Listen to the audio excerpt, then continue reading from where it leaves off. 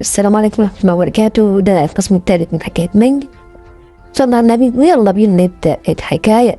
فبيوافق منر وبيقول لها منر وريني هتوقعيني ازاي بضربة واحدة زي ما بتقولي. فبتهجم على الأميرة لكنه بيتحرك بسرعة وبتستغرب هي من التقنية بتاعته وقوته، وبيروح هو يهجم عليها وبيكون مساعدين الأميرة بيراقبوا الوضع. وبيقول شو لسون إن الولد ده مش طبيعي وطاقته قوية جدا. فبيقول له سون إن مهارته زي مهارة القدمين اللي في ضريح الخالد. وبيكون شو عايز يوقف القتال، لكن يون بيقوله مهمتهم يراقبوها في السر بس. ولكن كمان هو شايف ان الامير اقوى شوية من الولد. بعد 4 ساعات بيفضل قتال منر والاميرة مستمر، وبيقول لها منر هي دي قوة العيلة المالكة؟ مش باين يعني انك افضل مني. فبتقول له الاميرة انها علشان بتستخدم حالة زراعة الدم، بس لولا كده ما كانوش هيتعادلوا. وبتقول له انها هترجع له تاني بكرة وتضربه. فبيفضل يتريق عليها منه وبيقول لها لا ما ترجعيش علشان هخاف. فبتتغاظ الأميرة وبتمشي، وبتقول له بيمينج إن الأميرة كانت محمية من شخصين بقوة فنون قتالية مستوى مسيطر. فبيقلق منر لكنها بتقول له ما تقلقش وإنها هتحميه. بيسأل منر بيمينج عن الأميرة وبيقول إنه اتدرب لوقت طويل وبرضه ما قدرش يهزمها، وهما الاتنين في نفس المستوى كمان. فبتقول له بيمينج ان دي من ذكريات تي بنر انها قدرت تعرف انها بتتدرب على مهارة الخطوات النارية، وبتقول عن نفسها أميرة، وبتقول لها إنها أميرة سلالة من السلالات ال5 وهي سلالة روز فينش. فبيقول من طبيعي تقول عليا إني من العامة، وطلعت فعلا من العيلة الملكية. بس بيقول بعدها حتى لو أميرة لو هي رجعت تاني فأكيد هو هيهزمها المرة دي. فبتقول له بيمينج إن هي معاها مجموعة من الدرجة الثامنة وعبارة عن مهارات فنون دفاع عن النفس اسمها قبضة بيلو، وهو يقدر يستخدمها في الوقت اللي بيتدرب فيه على التقنيات السماوية،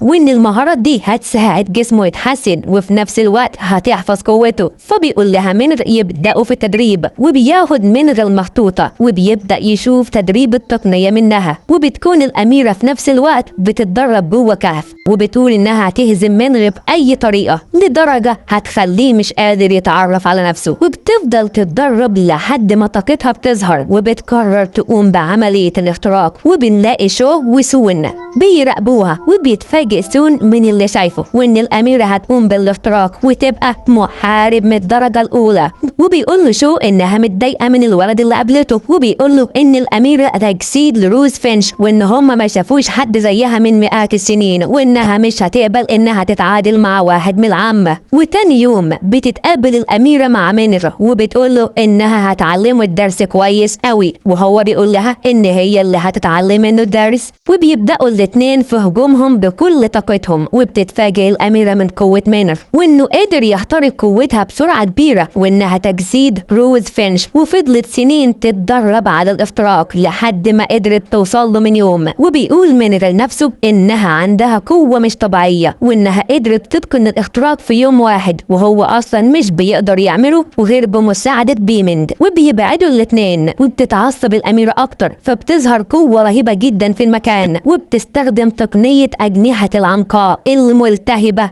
ضد منر. فطبعا بيتفاجئ منر من القوة دي كلها وهي بتهاجمه في وقتها، فمش بيقدر يهرب، وبيتصادموا سوا. وبتستخدم الأميرة تقنية تانية جديدة وبتكون سيف اللهب، وبتعمل حواليهم دايرة نار كبيرة جدا. وبيقول القائد سون لشو ان منر اخترق مستويين خلال اليومين، وان موهبته ما تقلش ابدا عن موهبة الاميرة، وان شخص زيه يا اما ياخدوه معاهم لعشيرتهم او يقتلوه. وبتفاجئوا وقتها من طاقة بيمينج اللي بتظهر، وبيقول انها طاقة حكام السبيين، وبتكون طاقة قوية جدا. وبنلاقي شو وسون وهم بيسألوا اذا كان ده هو الضريح الخالد للحاكم السامي، وبيقولوا ان هما ما كانوش يعرفوا وكانوا بيتكلموا بطريقة غلط وبيطلبوا المغفرة. وبيسكتوا شوية لكنهم مش بيلاقوا اي حد بيظهر قدامهم. فبيقول سون ان الحاكم السامي مش هيظهر، فهم هيستنوا يشوفوا ايه اللي هيحصل.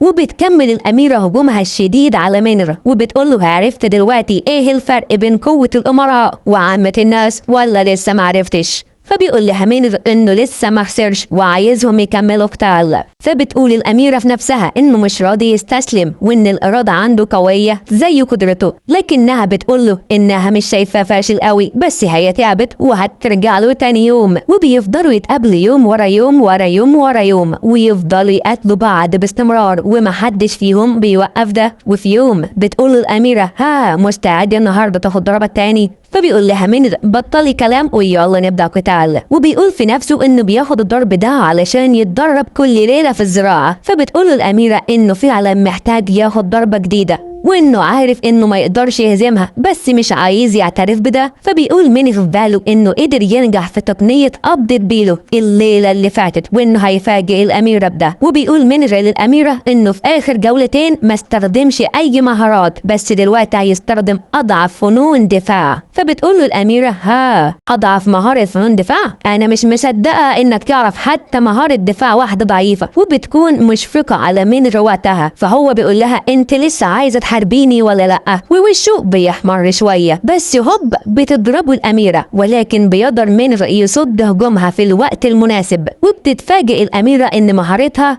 إصبع روس فينش قدر يصدها. وبيقول لها منر انها تستسلم خلاص، لكن بتتعب الأميرة وبتقول له عايز نستسلم؟ ده في أحلامك. وبتبدأ تهاجمه تاني. فبيقول لها منر يعني مش هتستسلمي؟ خلاص ههزمك بحركة واحدة. وبتحس الأميرة وقتها ان طاقته بدأت تبقى أقوى، وبتقول انها كده محتاجة تستخدم قوتها بشكل كامل. وبيهاجموا الاتنين بعض، لكن منر بيستخدم مهارة القدمين قتلة وبيقدر يمسك الأميرة ويضربها. فطبعا بيتضايق شو وسون انه قدر يغفل الأميرة. وبيقول سون انه لولا وجود السامي كان راح ضربه. فبيقول لها منر انه كده قدر يوقفها يبقى هو الكسبان. طبعا بتكون الأميرة مصدومة من اللي حصل وبتروح تديله ألم بيوديه لعالم تاني، وبتفضل تشتمه وبتقول له خلال 3 سنين هخليك تدفع تمن اللي عملته. وبتفضل تعيط ومش بيكون منر عارف هو عمل ايه علشان كل ده. فبتقول له بيمينج انه قرب لها وما كانش ينفع يعمل كده مع بنت. فبيقول لها في المعركة مش بيفرق ولد من بنت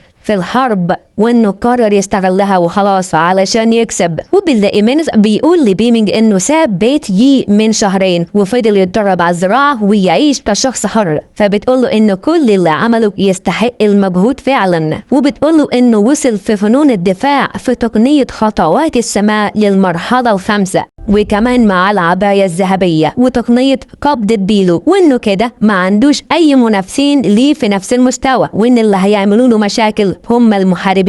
فبيقول لها منر ان مسابقة فنون الدفاع في العشيرة هتبدأ قريب، وان مفيش محاربين في عيلة يي عندهم قوة زيه، ما بقاش محتاج انه يتخبى منهم بعد كده، وان جه الوقت يفاجئهم. وفي شارع اقليم المدينة بيتفاجئ الناس بمنر وهو داخل عليهم وشايل معاه خنزير ضخم وكمان غزالة، ودول كانوا اصطادهم من الغابة قبل ما يرجع، ومش بيبقى عارفين هو مين، بس مبهورين بقوته الكبيرة. وبيتعرف عليه أشخاص من حراس العشيرة ومش بيبقوا مصدقين إن ده هو منر فعلا، وإن هم فضلوا لشهرين مش بيناموا علشان بيدوروا عليه ومش لاقيينه. وبيدخل منر مطعم وهو شايل الخنزير والغزالة، وبيقول لصاحب المطعم إنه هيديله اللي اصطاده ده قصاد وجبة. فطبعا بتبقى عملية كسبانة لصاحب المطعم وبيوافق وبيبدأ ياكل منر، ومش بيبقى مصدق نفسه إن رجع ياكل أكل زي الناس تاني، وإنه كمان هياكل رز بعد الوقت الطويل اللي قضاه في الغابة. فبتقول له بيمينج إن ده مجرد طبق رز وما يقفرش. فبيقول لها انه كان قرب ينسى طعم الرز وانه هياكل وليمه كبيره لوحده خلاص، لكن فرحته مش بتكمل. وبيدخل واحد يهاجمه وبيقول له منر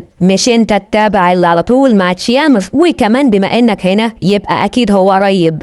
وبيلاقي منه قدامه تشينر وتشيانر المساعد قدامه وبيتريق عليهم، فبيتعصبوا عليه وبيأمرهم تشينر بعد كده ان هم يهجموا على منر. وبيكون تشينر عايز ينتقم علشان منر كسر رجله وبيروحوا يهجموا عليه، لكنهم بيتفاجئوا من حركة منر السريعة وانه هرب من قدامهم. وبيقول لهم منر ان هم من الاحسن يهربوا علشان هو ممكن يقتلهم وهو مش عايز يقتل كلاب زيهم.